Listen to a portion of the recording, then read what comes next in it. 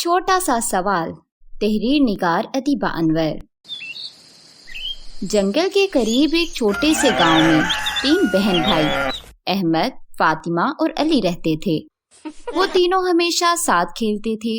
تینوں کی آپس میں گہری دوستی تھی۔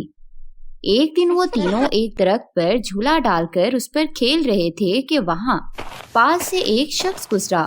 اس نے ان بچوں سے پانی لانے کو کہا۔ احمد جلدی سے ان کے لیے پانی لے آیا۔ بچوں نے ان سے پوچھا، آپ کا نام کیا ہے؟ اس شخص نے بتایا، میرا نام شیخ مصطفیٰ ہے۔ اچھا، تو آپ اللہ کے گھر کے مہمان ہیں نا، جو ہمارے گاؤں کی مسجد میں ٹھہرے ہوئے ہیں؟ فاطمہ نے رات ہی ابو سے ان کا نام سنا تھا، اسی لیے فوراً پہچان گئی۔ شیخ مصطفیٰ نے مسکراتے ہوئے جواب دیا، جی پیاری گڑیا، میں وہی اللہ کے گھر کا مہمان ہوں۔ سب بچے خوش ہوتے ہوئے کہنے لگے، ہمیں اللہ کے بارے میں کچھ بتائیے نا۔ شیخ مصطفیٰ جان گئے کہ یہ بچے سیکھنے کے لیے بالکل تیار ہیں، اسی لیے بولے، کیا آپ سورہ اخلاص کے بارے میں جانتے ہیں؟ جی میں جانتی ہوں۔ میں نے تو یہ سورہ یاد بھی کر رکھی ہے۔ احمد جلدی سے بولا، اور میں نے بھی، اور میں بھی یہ سورہ سیکھ رہا ہوں۔ سب سے چھوٹا بھائی علی بولا، بیٹا، سورہ اخلاص ہمیں بتاتی ہے کہ اللہ صرف ایک ہے، اس کو کسی باپ، بیٹے یا بیوی بچوں کی ضرورت نہیں۔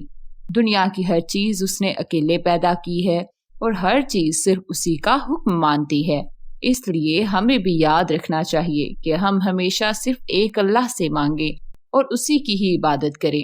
شیخ مصطفیٰ بات ختم کر کے رکے تو فاطمہ نے جواب دیا، یہ تو ہم سب جانتے ہیں، پھر اللہ نے یہ سورہ نازل کیوں کی؟ فاطمہ اپنی بڑی بڑی آنکھیں کھول کر ذہانت سے بولی۔ شیخ مصطفیٰ ہلکا سا مسکرائے اور میٹھے لہجے میں بولے، بیٹا، سب انسان یہ جانتے ہیں، لیکن شیطان نہیں چاہتا کہ انسان صرف ایک اللہ کی عبادت کر کے جنت میں داخل ہو جائیں۔ اسی لیے وہ انسانوں کو دھوکے سے ایک اللہ کے سوا دوسرے خداؤں کے پیچھے لگا دیتا ہے۔ دوسرے خداؤں کے پیچھے؟ وہ کیسے؟ کیا اور خدا بھی ہو سکتے ہیں؟ احمد نے پوچھا۔ نہیں بیٹا، اللہ صرف ایک ہے۔ شیطان ایسا اس طرح کرتا ہے کہ انسانوں سے کہتا ہے کہ اللہ کا بیٹا بھی ہے، بیوی بھی، باپ بھی اور خاندان بھی۔ یہی وجہ ہے کہ خانہ کعبہ میں لوگوں نے بہت سارے بتوں کے خاندان جمع کر رکھے تھے۔ جب اللہ کے نبی صلی اللہ علیہ وآلہ وسلم نے ان کو اللہ کی توحید کے بارے میں بتایا تو وہ بہت حیران ہوئے۔ انہوں نے پوچھا کہ یہ اللہ کون ہے، اس کا بیٹا کون ہے، اس کا باپ کون ہے؟ تو اس کے جواب میں یہ سورہ نازل ہوئی۔ شیخ مصطفیٰ نے سورہ اخلاص کا شان نزول بتایا۔ بچوں کی آنکھوں میں حیرت چمکی۔ بچوں نے کہا، یہ تو بہت بڑی بات ہے۔ بیٹا، اللہ ہمیشہ ہمارے ساتھ ہوتے ہیں، وہ ہماری ہر چیز پر قابو رکھتے ہیں، اس لیے ہمیں ہر مصیبت اور ہر وقت صرف اللہ کو پکارنا چاہیے۔ اس لیے ہمیں ہر مصیبت کے وقت صرف اللہ کو پکارنا چاہیے۔ کیا آپ اس سورہ کو ہمیشہ یاد رکھیں گے؟ شیخ صاحب نے بچوں سے پوچھا، تو سب بچوں نے ان سے عہد کیا کہ وہ ہمیشہ صبح شام اس سورہ کی تلاوت کریں گے اور اس کے پیغام کو یاد رکھیں گے۔